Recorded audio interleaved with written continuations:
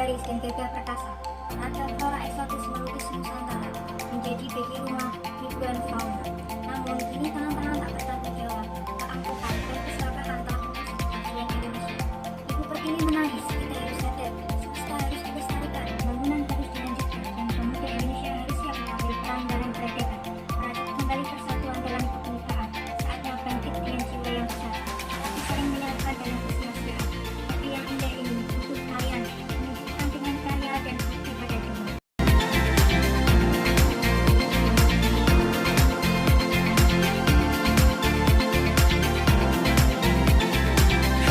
Assalamualaikum warahmatullahi wabarakatuh. Perkenalkan, nama saya Nur Hamidah dengan NIM 24980101411 dengan prodi PGSD Romulo 7. Saya mahasiswi PPK Jabatan Bintang 1 tahun 2024 di Universitas Negeri Semarang.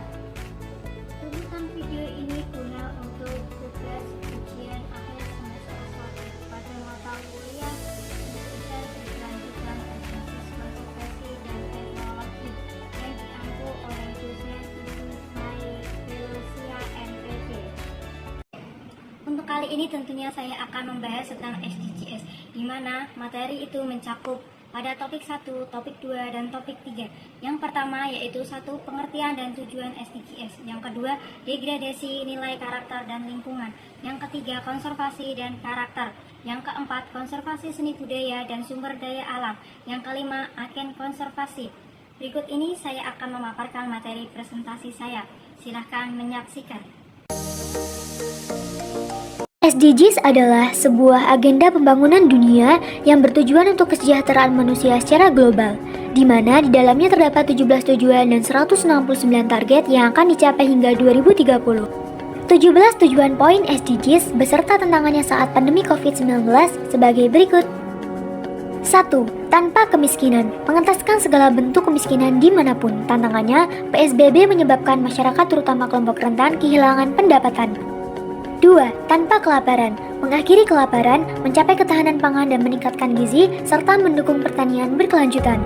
Tantangannya, proses produksi dan distribusi pangan terganggu seiring dengan PHK yang terjadi. 3. Kehidupan sehat dan sejahtera, menjamin kehidupan sehat dan mendukung kesejahteraan bagi semua di segala usia. Tantangannya, pandemi COVID-19 menjadi sebuah tantangan besar pada sektor kesehatan. 4.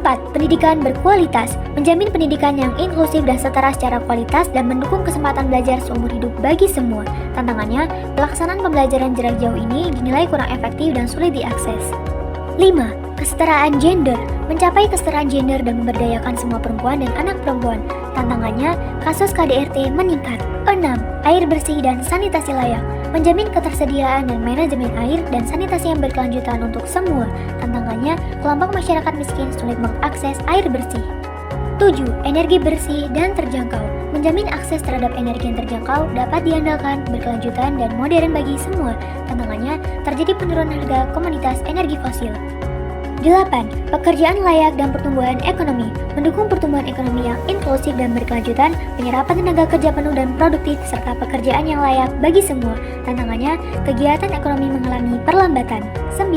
Industri, inovasi, dan infrastruktur, membangun infrastruktur, berketahanan mendukung industrialisasi yang inklusif dan berkelanjutan, serta mendorong inovasi.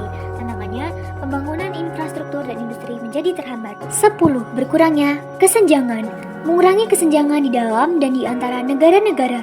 Tantangannya, kesenjangan sosial menjadi lebih lebar akibat perlambatan perputaran ekonomi. 11. Kota dan permukiman yang berkelanjutan, mewujudkan kota-kota dan permukiman yang inklusif, aman, tangguh, dan berkelanjutan. Tantangannya, kepadatan penduduk di kota besar berpotensi mempermudah penularan COVID-19. 12. Konsumsi dan produksi yang bertanggung jawab, menjamin pola konsumsi dan produksi yang berkelanjutan. Tantangannya, beberapa sektor produksi terganggu karena tingkat permintaan konsumen menurun. 13. Penanganan perubahan iklim, segera mengambil tindakan untuk melawan perubahan iklim dan dampaknya. Tantangannya, penanganan ini berkurang karena COVID-19. 14. Ekosistem laut, memanfaatkan secara berkelanjutan sumber daya maritim, laut, dan samudera untuk pembangunan yang berkelanjutan. Tantangannya, pelestarian lautan menghadapi tantangan ganda selama pandemi. 15. Ekosistem darat, melindungi, memulihkan, dan mendukung penggunaan yang berkelanjutan terhadap ekosistem darat. Tantangannya, penambangan dan penebangan kayu secara ilegal telah meluas. 16. Perdamaian, keadilan, dan kelembagaan yang tangguh, memperjuangkan masyarakat yang damai dan inklusif, menyediakan akses terhadap keadilan bagi semua, dan membangun institusi-institusi yang efektif. Tantangannya, masyarakat yang berada di wilayah konflik menjadi sangat rentan. 17. Kemitraan untuk mencapai tujuan, menguatkan perangkat implementasi dan merevitalisasi kemitraan global untuk pembangunan yang berkelanjutan. Tantangannya, pandemi COVID-19 mendorong kerjasama internasional dan antar daerah oleh aktor pemerintah maupun non-pemerintah. 17 tujuan untuk mengubah Indonesia yang lebih baik. Mari kita bangun Indonesia bersama. Untuk materi selanjutnya yaitu degradasi nilai, karakter, dan lingkungan. Untuk materi selanjutnya yaitu konservasi nilai dan karakter. Untuk materi selanjutnya yaitu konservasi seni dan budaya. Berikut serta contoh.